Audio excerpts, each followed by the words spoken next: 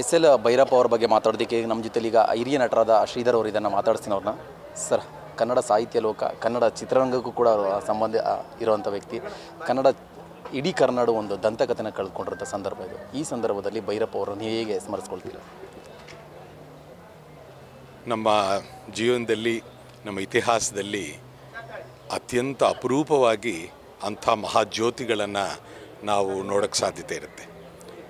ಯುಗ ಪುರುಷರು ಅಂತ ಆಗ್ತಾರೆ, ಶತಮಾನಗಳಿಗೆ ಬರ್ತಾರೆ ಕೆಲವು ಜನ.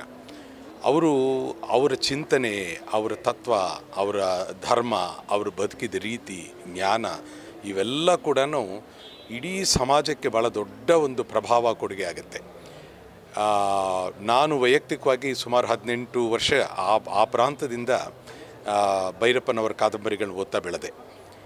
ಅದೇ ನಮಗೆ ಬುದ್ಧಿಶಕ್ತಿ ಜಾಗೃತವಾಗುವಂಥ ಒಂದು ವಯಸ್ಸು. ಅಂಥ ಸಂದರ್ಭದಲ್ಲಿ ಅವರ ಚಿಂತನೆ, ಅದು ಕೇವಲ ಮೇಲೆ ಇರುವಂತಹ ಜ್ಞಾನ ಅಲ್ಲ, ಅದು ಅಂತರಾಳದಿಂದ ಹೊರಹೊಮ್ಮುವಂಥ ಭಾಳ ದೊಡ್ಡ ಪ್ರಜ್ಞೆ ಅವ್ರದ್ದು. ಅದರಲ್ಲಿ ಎಷ್ಟೋ ಅಧ್ಯಯನ, ಚಿಂತನೆ, ತಾತ್ವಿಕ ಚಿಂತನೆ, ಸಮನ್ವಯ, ಅಂದರೆ ಹಲವಾರು ಧರ್ಮದ ವಿಚಾರಗಳನ್ನು ಅರ್ಥ ಮಾಡಿಕೊಂಡು ಅದನ್ನೆಲ್ಲನೂ ಸಮನ್ವಯ ಮಾಡಿ ಒಟ್ಟಿಗೆ ಸೇರಿಸೋವಂಥ ಯೋಚನೆ ಮಾಡೋವಂಥದ್ದು. ಎಷ್ಟೋ ಜನರ ವಿಚಾರಗಳು ಕೇವಲ ಒಂದೆರಡು ಡೇಟಾನಲ್ಲಿ ಬರ್ತಾ ಇರುತ್ತೆ. ಅವ್ರದ್ದು ಹಾಗಲ್ಲ, ಅವ್ರದ್ದು ಸುಮಾರು ವಿಚಾರಗಳನ್ನು, ಅಂದರೆ ಧರ್ಮದ ಹಲವು ಆಯಾಮಗಳನ್ನು ಅರ್ಥ ಮಾಡಿಕೊಂಡು ಇತಿಹಾಸ, ಸಮಾಜ, ಮನುಷ್ಯ ಸಂಬಂಧಗಳು, ಮಾನವೀಯತೆ ಎಲ್ಲವನ್ನೂ ಅರ್ಥ ಮಾಡಿಕೊಂಡು ಬರೆದಂಥ ಅವರು ಕಾದಂಬರಿಗಳವರದು. ಅದು ಬರೀ ಕಾದಂಬರಿಗಳೆಲ್ಲ, ಒಂದು ಮಹಾಗ್ರಂಥಗಳು, ಶಾಸ್ತ್ರಗಳ ಥರ ಆಯ್ತದಲ್ಲ. ಕೆಲವು ಎಷ್ಟೋ ಕಾದಂಬರಿಗಳು ಇವತ್ತು ಓದ್ತೀವಿ, ಮರ್ತೋಗ್ತೀವಿ. ಆದರೆ ಅವರ ಕಾದಂಬರಿಗಳು ಮತ್ತೆ ನಮ್ಮನ್ನು ಚಿಂತನಶೀಲರಾಗಿ ಮಾಡ್ತೀವಿ. ಅಂದರೆ ಇವ ಮಹಾಕಾವ್ಯಗಳ ಲಕ್ಷಣ ಅದು. ರಾಮಾಯಣ ಮಹಾಭಾರತ ಎಷ್ಟು ವರ್ಷಗಳಾದರೂ ಹೇಗೆ ಶಾಶ್ವತವೋ, ಭೈರಪ್ಪನವರ ಕಾದಂಬರಿಗಳು ಹಾಗೆ. ಅದು ಅವ್ರದ್ದು ಎಷ್ಟು ಪ್ರತಿಯೊಂದು ಹಾಗೆ ಮನಸ್ಸಲ್ಲಿ ನಿಂತಿದೆ ನನಗೆ. ವಂಶವೃಕ್ಷ, ದಾಟು, ತಬ್ಬಲು ನೀನಾದ ಮಗ್ನೆ, ನಿರಾಕರಣ, ಗೃಹಭಂಗ, ಸಾರ್ಥ, ಯಾನ, ಆವರಣ ಎಲ್ಲ ಕೂಡ ತುಂಬ ಮನಸ್ಸಿನ ಮೇಲೆ ಪ್ರಭಾವ ಬೀರಿದಂಥ ವಸ್ತುಗಳು. ಅವರು ಬರೆದಂಥ ರೀತಿ ಕೂಡ ಈ ಒಂದು ರೀತಿಯಲ್ಲಿ ಮಾನಸಿಕವಾಗಿ ಅವ್ರ ಗುರು. ಎಷ್ಟೋ ಜನಕ್ಕೆ, ನಮಗೆಲ್ಲರಿಗೂ ಒಂದು ದೊಡ್ಡ 3-4 ಜನರೇಷನ್ಸು ಅವರು ಮಹಾಗುರು ಅವರು. ಅಂದರೆ ನಮ್ಮ ಚಿಂತನ ಬುದ್ಧಿಯನ್ನು ಜಾಗೃತಗೊಳಿಸುವಂಥ ಮಟ್ಟದಲ್ಲಿ ಇದ್ದಂಥ ಮಹಾನ್ ವ್ಯಕ್ತಿಯವರು. ಯಾವತ್ತೂ ಸದಾ ಚಿಂತನಶೀಲರಾಗಿ ಸಮಾಜದ ದೃಷ್ಟಿಯಲ್ಲಿ ಮತ್ತು ಇಡೀ ದೇಶದ ದೃಷ್ಟಿಯಲ್ಲಿ ಅವರ ರಾಷ್ಟ್ರಭಕ್ತಿ, ಆ ದೇಶದ ಭಕ್ತಿ, ಹೇಗೆ ನಮ್ಮ ದೇಶ ನಡಿಬೇಕು ಅನ್ನೋವಂಥ ಕಲ್ಪನೆ, ಅವೆಲ್ಲವೂ ಕೂಡ ನಮಗೆ ದೊಡ್ಡ ಮಾರ್ಗದರ್ಶನ ಅವರು. ಅವರು ದೈಹಿಕವಾಗಿಲ್ಲದೆ ಇರ್ಬೋದು, ಆದರೆ ಅಣುವಿನಲ್ಲೂ ಭಾರತೀಯ ಪ್ರಜ್ಞೆಯಲ್ಲಿ ಅವರು ಉಳ್ಕೊಂಡಿದ್ದಾರೆ. ಅವ್ರ ಚಿಂತನೆಯಲ್ಲಿ ಅವರು ಅಷ್ಟು ಬಿಟ್ಟು ಹೋಗಿದ್ದಾರೆ. ಅವರ ಸಾರಸ್ವತ ಲೋಕದಲ್ಲಿ ಮಹಾತ್ಮರು ನಿಜವಾಗಲೂ ಮನಸ್ಪೂರ್ವಕವಾಗಿ ಒಪ್ಕೊಳ್ಳೇಬೇಕು. ನಮಗೆಲ್ಲ ಭಾವನಾತ್ಮಕವಾಗಿ ಮಹಾಗುರುಗಳವರು. ಅವರಿಗೆ ಶ್ರದ್ಧಾಂಜಲಿ ಅರ್ಪಿಸಿ, ಅವರು ಅಂಥ ಒಂದು ಜಾಗೃತಿ, ಅಂಥ ಒಂದು ಚೈತನ್ಯ ಮತ್ತೆ ಬರಲಿ ಅಂತ ಕೇಳ್ಕೊಳ್ತೀನಿ ಅಷ್ಟೇ. ಸರ್, ಈಗ ಭೈರಪ್ಪ ಅವರ ಒಂದೊಂದು ಕಾದಂಬರಿನೂ ಒಂದೊಂದು ರೀತಿಯಾಗಿ ಕ್ರಾಂತಿ ಅಂತಲೇ ಹೇಳ್ಬೋದು. ಅಂದರೆ ಒಂದೊಂದು ವಿಚಾರಗಳನ್ನ ಸೂಕ್ಷ್ಮವಾಗಿ ಅವ್ರು ಬರಿತಾ ಇದ್ರು, ಅಷ್ಟು ಇಂಪ್ಯಾಕ್ಟ್ ಆಗ್ತಾ ಇತ್ತು. ಸೊ ನಿಮಗೆ ಪರ್ಟಿಕ್ಯುಲರಾಗಿ ಯಾವ ವಿಚಾರಗಳು ಅಥವಾ ಅವರ ಯಾವ ಕಾದಂಬರಿ ತುಂಬ ಇಂಪ್ಯಾಕ್ಟ್ ಆಯಿತು ಅಥವಾ ಯಾವ್ದು ತುಂಬ ಇಷ್ಟ ಆಯಿತು ಅನ್ನೋದ್ರ ಬಗ್ಗೆ ಏನಾದರೂ ಹೇಳಿ. ಅವ್ರದ್ದು ಭಾಳ ವರ್ಷ ಪರಿಣಾಮ ಬೀರಿದ್ದು ವಂಶವೃಕ್ಷ ನಂತರ ಚಿತ್ರ ಕೂಡ ಆಯಿತು. ಚಿತ್ರದ ಮೂಲಕ ಕೂಡ ಗಿರೀಶ್ ಕಾರ್ನಾಡ್ ಅವರು ಮತ್ತು ಬಿ ಕಾರಂತ್ ಅವರು ಭಾಳ ಅದ್ಭುತವಾದ ಚಿತ್ರವನ್ನು ಅವರು ಮಾಡಿದ್ರು. ಆ ಚಿತ್ರದ ಒಂದು ಅದನ್ನೇ ಚಿತ್ರ ಅಂತ ಮಾತ್ರ ಅಲ್ಲ, ಆ ಕಥೆ ಮತ್ತು ಆ ಪಾತ್ರಗಳು, ಸನ್ನಿವೇಶಗಳು, ಸಂಪ್ರದಾಯಗಳು, ಅಲ್ಲಿ ಧರ್ಮ ಮತ್ತು ಸಂಪ್ರದಾಯಗಳು, ಆಚಾರ ವ್ಯವಹಾರಗಳು, ಇದರ ಒಂದು ಸಂದಿಗ್ಧತೆಯನ್ನು, ಅದರ ಒಂದು ಕಾನ್ಫ್ಲಿಕ್ಟ್ನ ಭಾಳ ಅದ್ಭುತವಾಗಿ ಅದರಲ್ಲಿ ಮಾಡಿದ್ದಾರೆ. ಅದೇ ರೀತಿ ದಾಟುನಲ್ಲಿ ಅದು ಒಂದು ಗ್ರಾಮದ ವಾತಾವರಣದಲ್ಲಿ ನಡೆಯುವಂಥ ಕಥೆ. ಅಲ್ಲೂ ಕೂಡ ಅಷ್ಟೇ, ಜಾತಿಗಳು, ಸಮಸ್ಯೆಗಳು, ಧರ್ಮ ಮತ್ತು ಜಾತಿ ವ್ಯವಸ್ಥೆ, ಮನುಷ್ಯ ಸಂಬಂಧಗಳು, ಅದನ್ನು ಹೇಗೆ ನೋಡಬೇಕು ಅನ್ನೋಂಥದ್ದು, ಅದರಲ್ಲಿರುವಂಥ ಭಾಳ ಡೀಪರ್ ಅನಾಲಿಸಿಸ್ ಅದರಲ್ಲಿದೆ.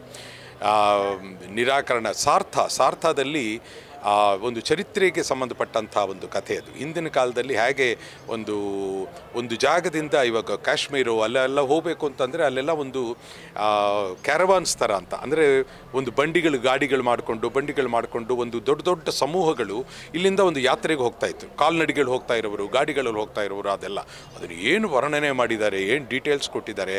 ಅಲ್ಲಿ ಕೆಲವು ವಾಮಾಚಾರದ ಕೆಲವು ಪ್ರಾಕ್ಟೀಸಸ್ ಬಗ್ಗೆ ಇದ್ರದ್ದು ಬೇರೆ ಆಯಾಮಗಳನ್ನು ಅವರು ಅದ್ರಲ್ಲಿ ತರ್ತಾರೆ. ಅಂದರೆ ಅಲ್ಲಿ ಒಂದು ಚರಿತ್ರೆ ಬಗ್ಗೆ ಬರಿತಾನೆ ಒಂದು ಕಥೆಯನ್ನು ತಗೊಂಡು ಹೋದಾಗ ಆ ಮುಖ್ಯ ವ್ಯಕ್ತಿಗಳ ಮೂಲಕ ಚರಿತ್ರೆಯಲ್ಲಿರುವಂತಹ ಬೇರೆ ಬೇರೆ ಆಯಾಮಗಳು, ಜೊತೆಗೆ ಧರ್ಮ ಜಿಜ್ಞಾಸೆ ಅವ್ರದ್ದು ಭಾಳ ದೊಡ್ಡ ವಿಚಾರ ಅದು. ಅಂದರೆ ಧರ್ಮನ ಅರ್ಥ ಮಾಡ್ಕೊಳ್ಳೋದು ಸುಲಭ ಅಲ್ಲ. ಧರ್ಮ ಅಂತಂದರೆ ಪ್ರತಿಯೊಂದು ಆ್ಯಂಗಲಲ್ಲೂ ಧರ್ಮದ ಒಂದು ವ್ಯಾಖ್ಯಾನ ಸ್ವಲ್ಪ ಬದಲಾಗ್ತಾ ಇರುತ್ತೆ ಜೀವನ ಧರ್ಮಗಳಲ್ಲಿ. ಆ ಎಲ್ಲವನ್ನೂ ಕೂಡ ಅವ್ರು ಅರ್ಥ ಮಾಡಿಕೊಂಡು ಅವ್ರು ಕೊಡೋವಂಥ ಒಂದು ವಿಶ್ಲೇಷಣೆ, ಅದ್ರ ತಗೊಳ್ಳೋ ಹೋಗೋವಂಥ ಒಂದು ಡೆಪ್ತ್, ಅದು ಭಾಳ ಅದ್ಭುತ. ಅದು ನಿಜವಾಗ್ಲೂ ಅಂದರೆ ಅವ್ರ ಕಾದಂಬರಿನ ಓದ ನಂತರ ನಾವೊಂದು 5-10 ವರ್ಷ ಬೆಳೆದಿದ್ದೀವಿ ಅನಿಸುತ್ತೆ, ಒಂದು ಯೂನಿವರ್ಸಿಟಿಯಿಂದ ಆಚೆ ಬಂದಿದ್ದೀವಿ ಅನಿಸುತ್ತೆ. ಭಾಳ ಅಪರೂಪ. ಅದು ಒಂದು ಕಾದಂಬರಿ ಮನಸ್ಸಿಗೆ ರಂಜನೆ ಕೊಡ್ಬೋದು, ಒಂದು ಸ್ವಲ್ಪ ಬುದ್ಧಿ ಜಾಗೃತ ಮಾಡ್ಬೋದು. ಅವ್ರದ್ದು ಹಾಗಲ್ಲ. ಅದಕ್ಕೆ ಅಂತೀನಲ್ಲ, ಅದು ಇವೆಲ್ಲವೂ ಕೂಡ ನನಗೆ ಹಾಗೆ ಅವರು ಗೃಹಭಂಗ ಆಗಲಿ ಎಲ್ಲವೂ ಕೂಡ ನಾಯಿ ನೆರಳು ಭಾಳ ಒಳಗೆ ಪರಿಣಾಮ ಬೀರಿದಂಥದ್ದು. ಅದೇ ಅವರು ಭಾಳ ಮುಖ್ಯವಾಗಿ ಒಂದು ಮಾತನ್ನು ಹೇಳಬೇಕು ಅಂತಂದರೆ, ಧರ್ಮ, ಸಮಾಜ, ಸಂಪ್ರದಾಯಗಳು, ಆಮೇಲೆ ನಮ್ಮ ಆಚಾರ ವ್ಯವಹಾರಗಳು, ಮಾನವೀಯತೆ, ಇದೆಲ್ಲದ ಒಂದು ಮುಖಾಮುಖಿ ಮಾಡ್ತಾರೆ ಅವರು. ಅದ್ರ ಬಗ್ಗೆ ಚಿಂತನೆ ಮಾಡ್ತಾರೆ. ಅದ್ರ ಯಾವುದನ್ನು ಹೇಗೆ ನೋಡಬೇಕು ಅನ್ನೋದನ್ನು ಪ್ರಜ್ಞೆಯನ್ನು ಬೆಳೆಸ್ತಾರೆ. ನನಗೆ ಅವರದ್ರಲ್ಲಿ ತುಂಬ ಇಷ್ಟ ಆಗಿದ್ದೆ ಅಂತಂದರೆ, ಅವ್ರದ್ದು ಪುಸ್ತಕ ಓದೋದ ಮೇಲೆ ನಾವು ತುಂಬ ಯೋಚನಾಶೀಲರಾಗ್ತೀವಿ. ಬರೀ ಓದೋದು ಅವರೇನೋ ಸ್ಟೇಟ್ಮೆಂಟ್ ಹೇಳಿ ಮುಗಿಸ್ಬಿಡೋದಲ್ಲ, ಮತ್ತೆ ಯೋಚನೆ ಮಾಡ್ತೀವಿ. ಅದ್ರ ಬಗ್ಗೆ ಭಾಳ ಆಳವಾಗಿ ಚಿಂತನೆ ಮಾಡಬೇಕು ಅನಿಸುತ್ತೆ. ಅದು ಭಾಳ ದೊಡ್ಡ ವಿಚಾರ. ಅದು ಎಷ್ಟು ಜನ ಕಾದಂಬರಿಗಳು ಬರೀತಾರೆ, ಅವರು ಮಟ್ಟಕ್ಕೆ ಮುಟ್ಟೋದು ತುಂಬ ಅಪರೂಪ. ಅಂಥ ಒಂದು ಸ್ಟ್ಯಾಂಡರ್ಡ್ ಕೆಲವರಿದ್ದಾರೆ ಅದ್ಭುತವಾಗಿ. ಶಿವರಾಮ್ ಕಾರಂತರನ್ನು ನೆನೆಸ್ಕೋಬೇಕು. ಅವರು ಅದ್ಭುತವಾಗಿ ಆ ರೀತಿಯ ಪ್ರಜ್ಞೆಯನ್ನು ಮುಟ್ಟಿದಂಥವ್ರು, ನಮ್ಮ ಒಳಗಿನ ಅಂತಃಪ್ರಜ್ಞೆಯನ್ನು ಸ್ಪರ್ಶಿಸಿದಂಥ ಮಹಾನ್ ಸಾಹಿತಿ ಅವರು. ಹಾಗೆಯೇ ಭೈರಪ್ಪನವರು ಇಡೀ ದೇಶಕ್ಕೆ ಸಲ್ಲೋದರು. ಎಲ್ಲ ಭಾಷೆಗಳಲ್ಲೂ ಅವ್ರದ್ದು ಏನದು ಅವರು ಸೇಲ್ ಆಗಿದ್ದು ಅಂತ. ಸೇಲ್ ಅಂತಂದರೆ ನಾವು ಕೇವಲ ಪಾಪ್ಯುಲರ್ ಕಾದಂಬರಿಗಳು ಸೇಲ್ ಆಗುತ್ತೆ ಅನ್ನೋವಂಥ ದೃಷ್ಟಿನಲ್ಲಿ, ಇವಾಗ ಡಿಟೆಕ್ಟಿವ್ ನಾವೆಲ್ಸು ಕೆಲವು ಸೇಲ್ ಆಗ್ಬೋದು, ಥ್ರಿಲ್ಲರ್ಸು ಬುಕ್ಸು ಸೇಲ್ ಆಗ್ಬೋದು. ಆದರೆ ಇದು ಹಾಗಲ್ಲ. ಇದು ಜಿಜ್ಞಾಸಾತ್ಮಕವಾದಂಥ ಮಹಾಪ್ರಜ್ಞೆ ಇರುವಂಥ ಕಾದಂಬರಿಗಳು. ಅವುಗಳು ಸೇಲ್ ಆಗೋದು ಅಂತಂದರೆ ಜನಕ್ಕೆ ಅವರು ಯಾವ ರೀತಿ ಒಂದು ಆಕರ್ಷಣೆಯನ್ನು ಇಟ್ಕೊಂಡಿದ್ದಾರೆ, ಅವ್ರ ಬಗ್ಗೆ ತಿಳ್ಕೋಬೇಕು ಅಂತ ಆಸೆ ಆಗುತ್ತೆ. ಇವಾಗ ನೋಡಿ, ಜಗತ್ತಿನಲ್ಲಿ ಅತ್ಯಂತ ಓದಲ್ಪಡುವಂತಹ ಒಂದು ಪುಸ್ತಕ ಅಂದರೆ ಭಗವದ್ಗೀತೆ. ಇಡೀ ವಿಶ್ವದಲ್ಲಿ ಭಾಳ, ಅದು ಯಾರೇ ಆಗಿದ್ದರೂ ಕೂಡ ಜೀವನದಲ್ಲಿ ಒಂದು ಹಂತದಲ್ಲಿ ನಾನು ಭಗವದ್ಗೀತೆ ಓದಬೇಕು ಅಂತ ಒಂದು ಹಂತ ಬರುತ್ತದೆ. ಹಾಗೆ ಇಡೀ ಭಾರತದಲ್ಲಿ ಎಲ್ಲರೂ ಕೂಡ ಯಾವುದೇ ಭಾಷೆಯಲ್ಲಾಗಿದ್ದರೂ ಕೂಡ ಎಲ್ಲರೂ ಕೂಡ ಅತ್ಯಂತ ಇಷ್ಟಪಟ್ಟು ಅವ್ರ ಬಗ್ಗೆ ಅವ್ರ ಭಾವನೆ ತಿಳ್ಕೋಬೇಕು, ಅವ್ರ ಜ್ಞಾನವನ್ನು ನಾವು ಅರ್ಥ ಮಾಡ್ಕೋಬೇಕು, ಪಡ್ಕೋಬೇಕು ಅಂತ ಒಂದು ಗುರು ಸದೃಶರಾಗಿ, ಅಂದರೆ ಒಬ್ಬ ವ್ಯಾಸ ವಾಲ್ಮೀಕಿ ಥರ ನಾವು ಭೈರಪ್ಪನವ್ರನ್ನ ತಗೋಬೋದು. ಹಾಗೆ ಅಂಥ ದೊಡ್ಡ ವ್ಯಾಪ್ತಿ ಸಾಧಿಸಿದಂಥ ಮಹಾಪುರುಷರವರು. ತುಂಬ ಅದೆಲ್ಲ ಹೇಳಿದ್ನಲ್ಲ, ಅತ್ಯಂತ ಪ್ರೀತಿ ಪಾತ್ರದರು ಮಹಾಗುರು ಅವರು. ಸರ್, ಯಾವತ್ತಾದರೂ ನೀವು ಭೇಟಿ ಆಗಿದ್ರ ಅವ್ರನ್ನ? ನನಗೆ ಮರೆಯೋಕ್ಕಾಗದೇ ಇರೋಂಥ ಒಂದು ಅದ್ಭುತವಾದ ನೆನಪು ನಾನು ಹಂಚ್ಕೋಬೇಕು. ಸುಮಾರು 18-19 ವರ್ಷ ನನಗಾಗ. ಅವ್ರದ್ದು ಭಾಳ ಎಲ್ಲ ಓದ್ತಾ ಇದ್ದೆ, ಪರ್ವ ಇಂಥದ್ದು ಎಲ್ಲ ಓದಿದ್ದೀನಿ. ನನ್ನ ಪಕ್ಕದ ಮನೆಯವರು ದಿಢೀರಂತ ಇವತ್ತು ಭೈರಪ್ಪ ಅವರು ನಮ್ಮ ಮನೆಗೆ ಬಂದಿದ್ದಾರೆ ಅಂತ ಹೇಳಿದ್ರು. ನನಗೆ ಏನು ಉತ್ಸಾಹ, ಖುಷಿ, ಇನ್ನೇನು ಪರಮಾತ್ಮನೇಲಿ ಬಂದುಬಿಟ್ಟಿದ್ದಾರೆ ಅಂತ. ಮಹಾನ್ ವ್ಯಕ್ತಿ ಅಂದರೆ ಸೂಪರ್ ಸ್ಟಾರ್ ನನಗಾಗ. ಅವ್ರ ಬಗ್ಗೆ ಓದ್ತಾ ನಾನು ಆ್ಯಕ್ಟರ್ಗಳಿಗಿಂತ ಅವ್ರನ್ನ ಸೂಪರ್ ಸ್ಟಾರ್ ಅಂತ ಅಂದ್ಕೊಂಡಿದ್ದೆ ನಾನು, ಅಂತ ಸೂಪರ್ ಪರ್ಸನಾಲಿಟಿ ಅಂತ. ಅವ್ರ ಪಕ್ಕದ ಮನೆಗೆ ಬಂದಿದ್ದಾರೆ, ಹೋಗಿ ಭೇಟಿ ಆದೆ. ಅವ್ರು ಭಾಳ ದೊಡ್ಡವರು, ನಾನಿನ್ನೂ ಚಿಕ್ಕ ಹುಡುಗ. ನನ್ನ ನೋಡಿದ್ರು. ಆಮೇಲೆ ಸ್ವಲ್ಪ ಗಂಭೀರವಾಗಿರ್ತಾರೆ, ಸ್ವಲ್ಪ ರಿಸರ್ವ್ಡ್ ಅನಿಸ್ತಾರೆ. ನಾನು ಅವ್ರ ಹತ್ರ ಒಂದು ಆಟೋಗ್ರಾಫ್ ಪುಸ್ತಕ ಕೊಟ್ಟು ನನಗೆ ಆಟೋಗ್ರಾಫ್ ಮಾಡಿಕೊಡಿ ಅಂತಂದೆ. ಈ ಆಟೋಗ್ರಾಫ್ಗಳಿಗೆ ನನಗೇನು ಅಷ್ಟು ಇಷ್ಟ ಆಗೋದಿಲ್ಲ. ಅದೆಲ್ಲ ಎಲ್ಲೋ ಇಟ್ಕೋತೀರಾ, ಆಮೇಲೆ ಬಿಸಾಕ್ಬಿಡ್ತೀರಾ, ಇದರಿಂದ ಏನು ಪ್ರಯೋಜನ ಈ ಆಟೋಗ್ರಾಫ್ಗಳು ತೊಗೊಳ್ಳೋದ್ರಿಂದ ಅಂದರು. ನನಗೇನು ಹೇಳಬೇಕು ಗೊತ್ತಾಗಲಿಲ್ಲ. ತಕ್ಷಣ ಅಂದೆ, ಸರ್ ನಿಮ್ಮನ್ನು ಮೀಟ್ ಮಾಡಿದ್ದೀನಿ ಇವತ್ತು ಅನ್ನೋ ಒಂದು ಗಳಿಗೆಯಲ್ಲಿ ಶಾಶ್ವತವಾಗಿರುತ್ತಲ್ಲ ಸರ್, ನಿಮ್ಮ ಹತ್ರ ನಾನು ಹಸ್ತಾಕ್ಷರ ತೊಗೊಂಡಿದ್ದೀನಿ ಅಂತಂದರೆ, ನೀವು ಭೇಟಿ ಆಗಿದ್ದೀನಿ ಅಂತ ಅಲ್ಲಿ ಜೀವಂತವಾಗಿ ಅಲ್ಲಿ ಇದ್ದಂಗೆ ನನಗೆ ಒಳಗೆ ಆ ಭಾವ ಇರುತ್ತಲ್ಲ ಅಷ್ಟೇ ಅಂತಂದೆ. ಅದು ಹೆಂಗೆ ಬರುತ್ತೋ ಅಂದಂಗೆ ಬಂತು ಆ ಮಾತು. ಹಂಗೆ ನನ್ನ ನೋಡಿದ್ರು, ಕೊಡಿ ಅಂತ ಅಂದ್ಬಿಟ್ಟು ಸಿಗ್ನೇಚರ್ ಮಾಡಿದ್ರು. ನಂತರ ಅವರು ಹನುಮಂತನಗರದಲ್ಲಿ ನಮ್ಮ ಮನೆ ಹತ್ತಿರದಲ್ಲೇ ಕಲಾಮಂದಿರದಲ್ಲಿ ಅವರು ಒಂದು ಫಂಕ್ಷನ್ಗೆ ಹೋಗಬೇಕಾಗಿತ್ತು. ಅಲ್ಲಿಗೆ ಹೋಗಬೇಕು ಅಂತಂದರೆ ಆ ಕಾಲದಲ್ಲಿ ಇದು 1979 ಆ ಟೈಮ್. ಅಲ್ಲಿಗೆ ಹೋಗಬೇಕಾದ್ರೆ ಅಲ್ಲಿ ಆಟೋ ಮೇನ್ ರೋಡಿಂದ ತೊಗೊಂಬರ್ಬೇಕು. ಹೇಗೆ ಆಟೋ ಏನೋ ಅಂತ ಮಾತಾಡಿದ್ರು. ತಕ್ಷಣ ನಾನು ಸ್ಕೂಟ್ರಲ್ಲಿ ಬಿಡಲಾ ಅಂದೆ. ಆಯಿತು ಅಂದರು.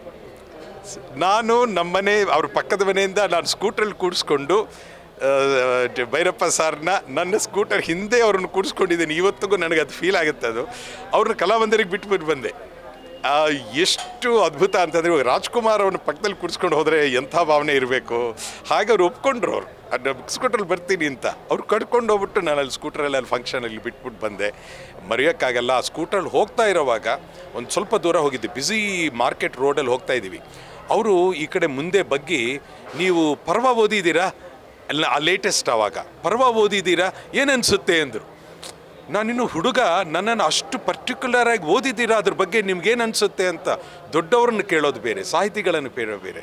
ಅವರು ಅಷ್ಟು ಕುತೂಹಲದಿಂದ ನನಗೇನು ಅನಿಸುತ್ತೆ ಅಂತ ಕೇಳಿದ್ರು. ಅದು ಸ್ಕೂಟ್ರಲ್ಲಿ ಹೋಗ್ತಾ ಇರೋವಾಗ ತುಂಬ ಇಷ್ಟ ಆಯಿತು ಸರ್ ಅಂತ ಎಲ್ಲ ಹೇಳಿದೆ. ಅದು ಅಫ್ಕೋರ್ಸ್ ಅದರದ್ದು ಅನದರ್ ದೊಡ್ಡ ಡೈಮೆನ್ಷನ್. ಅದು ಪಂಡಿತ್ ರಾಹುಲ್ ಸಾಂಕೃತ್ಯಾಯನಂತ ಮಹಾನ್ ಇತಿಹಾಸಜ್ಞರು.